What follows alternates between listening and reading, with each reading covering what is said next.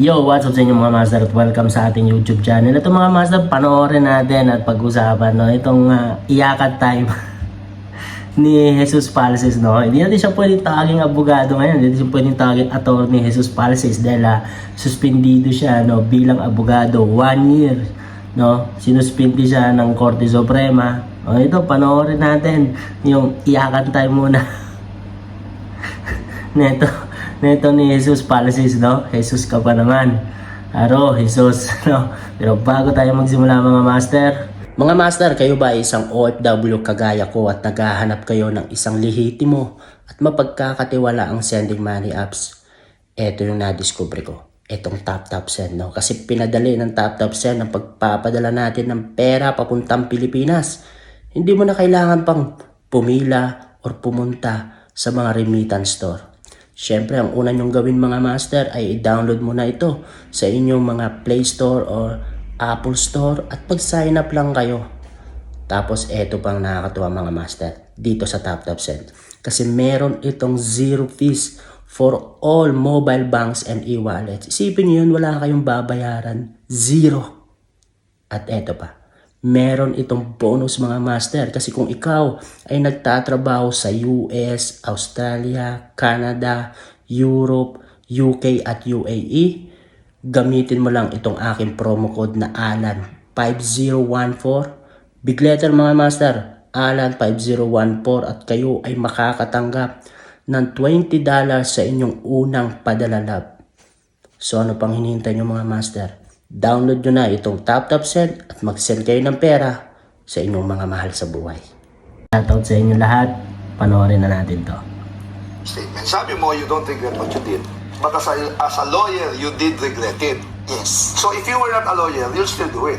Of course. But, Because there are higher standards kasi nga for a lawyer. And I understand So, the Supreme Court. But as a Filipino, na question lang. yung culture natin, when you were suspended, Anytime. what by, anong Supreme Court lawyer, sinuspindi ka, IBP, blah, blah, blah. So in other words, hindi lang issue ng kung tama o mali ginawa ng Supreme Court. Ano yung specific case ulit? Bakit ka sinuspindi? What mistake did you actually make? because I used abusive, offensive language. Vulgar language. But there are other people, other public officials who have done the same. And that's my opinion as well, outside of being a lawyer. Again, with all respect to the Supreme Court, madaming lawyers actually very concerned being a lawyer already. Because there's so many restrictions already on being a lawyer. Ang hirap na daw maging abogado ngayon lalo na sa What mga can you say? bata. What was that? Kayo ba naniniwala doon na mahirap na daw ang maging abogado ngayon? Yung language mo ang problema, Palces. Hindi yung pagiging abogado. Logic. Common sense. Nasaan? Oh my goodness. Wag naman ganyan. Napatawang ka na nga ng isang taon bago so pandagdagan. Ako na kasi suspended na ako. May MCNE, may ULAS, merong CPRA which is tighter, hindi ko nga ito nasabi kanina, balikan ko muna kung nanisecond pasensya na. In 2018-2019 when I did that, hindi pa kasing rigid ang CPRA. Sorry, for the interest of the public, what is CPRA? The Code of Professional Conduct governing us before was already good, di ba? But in terms of regulating social media usage, the CPRA, Code of Professional Responsibility and Accountability, is more strict on social media usage. So I'm not saying I should not be... Mabilis na kasi ngayong kumalat yung mga pinaggagawa nyo na kabulastugan. Kasi nga, meron ng social media. Di ba, madali na kayong maire-report. Simple lang naman ang solusyon dyan. Watch your word. Penalize. I'm just saying na what was applied to me now, I wasn't aware of that before. But of course, I was aware that I should not use abusive language. So again, I would have hoped the Supreme Court saw some mitigating circumstances in my favor, given my youth and given my interest to defend my brother. Tricky question, you may not answer it. You've admitted your mistake, but have you tried apologizing to Miss Chris Aquino? Well, she was not the one naman that I offended in that tweet. She offended me. Agadilawan. No, it was about me saying mga bias na dilawan. And then some vulgar words. You don't believe my brother because you have cognitive biases. That is the general statement. Question That lang. is a general So statement. technically, walang complainant against him. Meron. Sorry, my apologies. And it's okay if anybody complains. Again, Okay. as I told Sec Ed, and he knows this, any Filipino can file against a lawyer to Yeah. discipline us, to enforce the CPRA, and I accept that.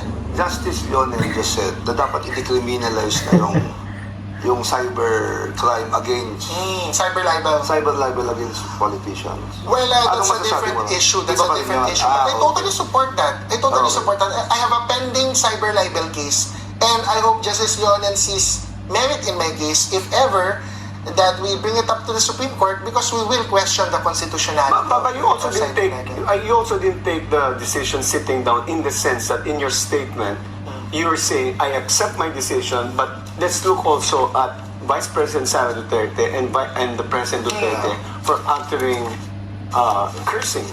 So, Well, again, with all due respect to the Supreme Court, ako kasi I consider myself a Filipino first before I am a lawyer. Of course, tayong mga abogado sa Ed, no? We are.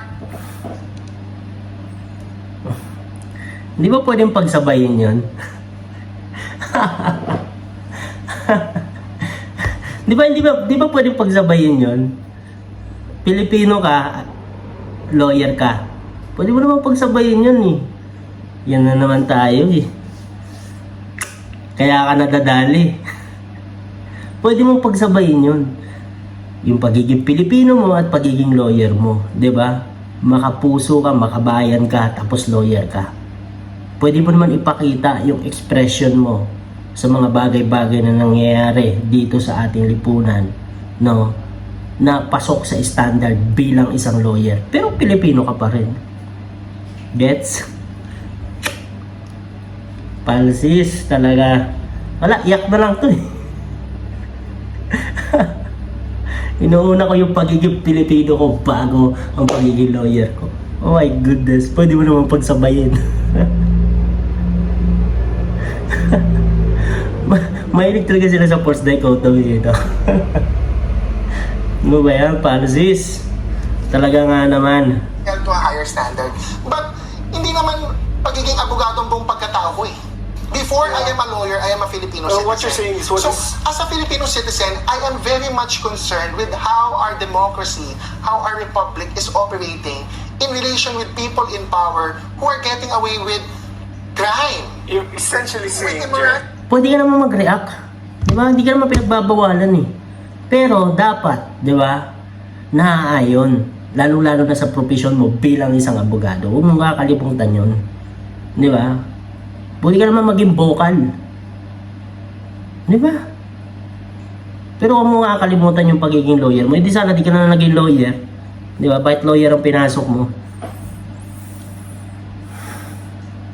Dapat nga kayo yung mas advantage sa ganitong bagay kasi lawyer kayo eh. Di ba?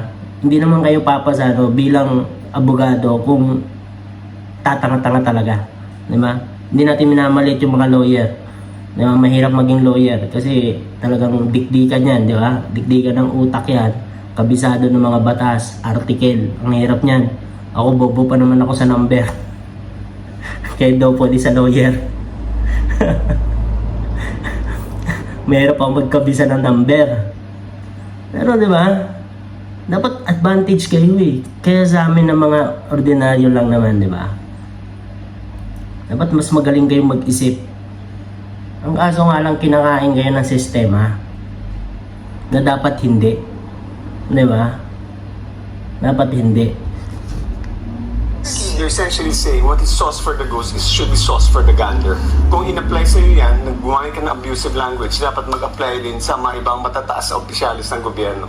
More than that. Because I was not a barangay kagawad then. And these two people that I mentioned are the two highest officials of the land. One was the former highest official of the land. And there's a sense of impunity eh. Na when you're in power, you can get away with things. Ako, I don't want to get away with things. So I accept, I admit my responsibility. But my case is indivisible from the cases of these two eh. They are also lawyers. So, It's just a nagging question. It's not even my question eh. It's the question of everyone. If I can be disciplined for vulgar language, why can't President Duterte and Vice President Sara Duterte, who have not only uttered vulgar language, but have committed actions that destroy the rule of law and impeded the confidence in the judiciary. President Duterte pa lang, inatake niya yung Supreme Court. He eroded the rule of law. Anyway, so, ngayon, Iyak na lang talaga ito. Iyak na lang talaga si Francis. Oh my goodness. Well, wala naman talaga siya magagawa. No choice na lang naman talaga siya dito kundi umiyak at i-accept. Kasi no choice ka na naman din. Andyan na yung tawag nito. Nandyan na yung hatol ng Korte Suprema. Korte Suprema na yun, ang naghatol sa kanya. Kaya, no choice kami. Iyak ka na lang. because of what happened to you, yung discipline set, pinagpipestahan ka ng mga, and binabash ka ng mga DDS vlogger ngayon sa social media. I'd like to ask for your comment, but before you give your message to them, let's suppose you return after the short break. So, fast forward natin. Gusto ko marinig yun. Though I'm suspended, I know I'm not a suspended barangay kagawad. Wala akong pinatay, wala akong ninakawan. So, I can sleep well. Kasi even though I'm suspended, I know that what I did was wrong in the context of being a lawyer. Yes. But again, as a brother, kahit saang multiverse mo pa ako dalhin, kahit saang dimension yan, the numerous falsies in the multiverse would do the same thing that I did. You know, I appreciate you for that, for being not just candid, but Okay, choice mo yan, di ba? Pero pwede ka naman bumanat. Ito nga yung sinasabi natin, pwede ka naman pwede ka naman bumatikos, di ba? Na naaayon doon sa language na ginagamit mo. Pwede mo gumigawin yan. Kasi nga, di ba? Dapat nga advantage kayo sa ganyang bagay kasi mga abogado kayo. Di ba? Iba yung utak nyo. Di ba? Dapat kayo mas mabilis kayong mag-isip. Di ba? At dapat magawa nyo ng tama kasi nga hasa yung mga utak nyo, pero bakit ganyan? Di ba? Gumagamit, ikaw, nakagamit ka ng hindi magandang mga language. Kaya ka nadali, di ba? Dapat, di ba? Watch your word. Pero hindi naman daw niya, no? Hindi naman daw niya pinagsisisihan ito. Choice mo yan, no? Pero, yun. Iyak ka muna ngayon, boy. Kasi nga, di ba, sino ba yung nakapanood dito ng debate nila ni Atty. Libayan, di ba? Talagang, oh my goodness, no? Parang hindi siya abogado, no? Parang hindi siya abogado makipag-debate. Parang napaka-unprofessional talaga. Di ba? Yung ginagawa niya, yung body language niya habang nagsasalita si Atty. Libayan, di ba? Parang siyang bata na ewan. Well, what deserve eh. Deserve ang pagkakasuspende. Kasi, kita naman, no? Ayun lang mga master, no? Gusto nyo na lang panoorin itong full video, nasa Bilyonaryo, tama ba? Nandito sa Bilyonaryo News Channel, yan. Panoorin, type nyo na lang sa YouTube, makikita nyo naman yan. Panoorin nyo na lang, no? Pinakita ko lang tong iyakan time with Jesus Palsis, no? Jesus Diyos ko talaga, no? Yan mga master, no? Kung nagustuhan nyo itong video, sana huwag kalimutan na mag-like. At kung nagustuhan nyo itong channel na yan, mag-subscribe na rin kayo. Maraming salamat mga master.